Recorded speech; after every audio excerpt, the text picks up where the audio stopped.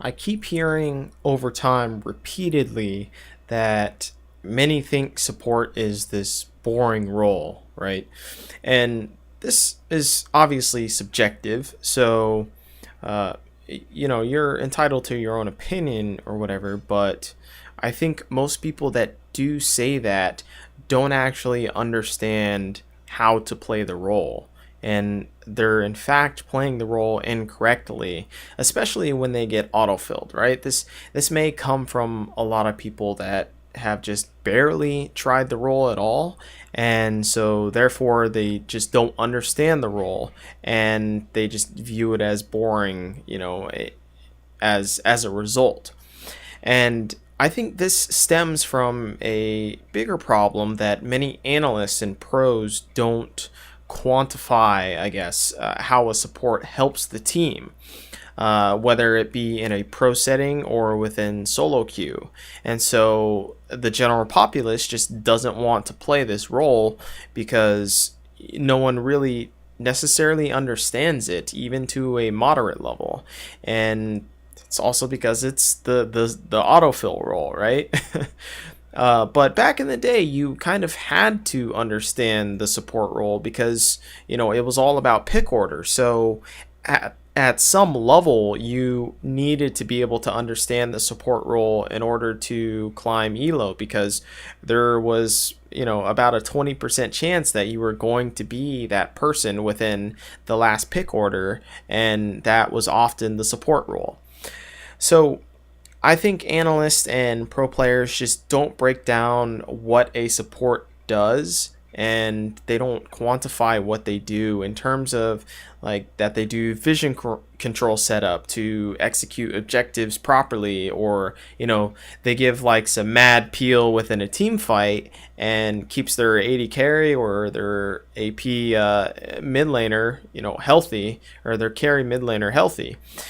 And then they're also responsible often for good engages, right? But the shoutcasters and the analysts don't necessarily hone in on how good of an engage a support brings to a team, specifically whenever a team fight happens. They just show the AD carry popping off, getting a triple kill or something, when in reality it was the support which had this crazy engage that caught the enemy off guard, which is probably due to the vision control that he set up beforehand before he even made the play in the beginning.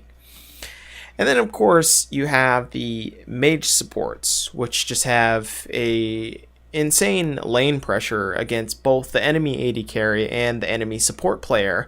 So it just brings a ton of pressure to the lane, which then allows the ADC to kind of get ahead of the opposing ADC. So there are all these different nuances to why a support is important, why or how a support helps the team.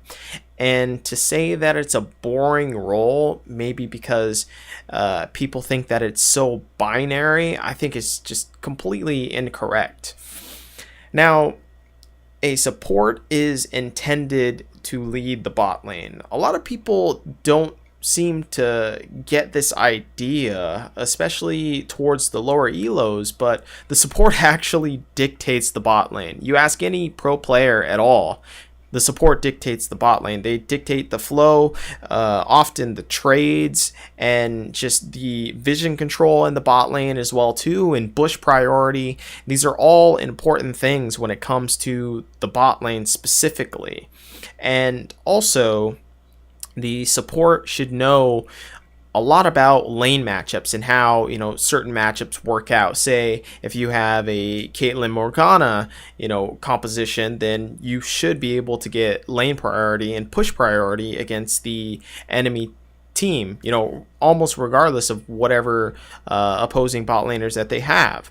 Now, if say there is a Rakan, that Rakan isn't going to work as far as engages are concerned, because then you just black shield if you have fast enough reaction speed, right? Versus a Zaya Rakan, you should know your lane matchup and how you can trade level 1 because your W is so powerful on Zaya to where you can out trade almost any single bot lane at level 1. So you should know your matchups very well in that aspect as a support player, because that's the same thing as a ADC player. You should know your matchups as well too, and how your support also is kind of shackled or enabled by that matchup. So it's kind of a partnership in that sense. And then as a support, as an engaged support specifically, your team relies on you even more, especially towards the mid and late game, because you are the person that's going to go in, that's going to set up these plays, and most often you will be working around vision in order to set up these plays to catch the enemy off guard.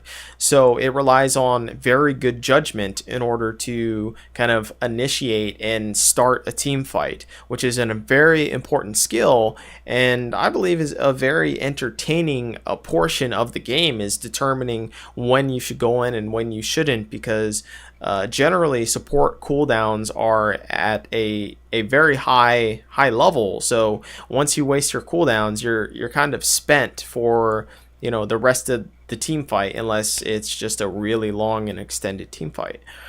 And then, of course, to a higher degree, and this is more so pointed towards pro players and competitive play, but you should keep track of the enemy jungler. And this can still extend towards solo queue as well, too, in that if you do see the jungler at the other side of the map, often the ADC is kind of zoned in on the lane because they have to CS and they have to try and harass as well too at the same time, which, by the way, you should be harassing too when he harasses as well.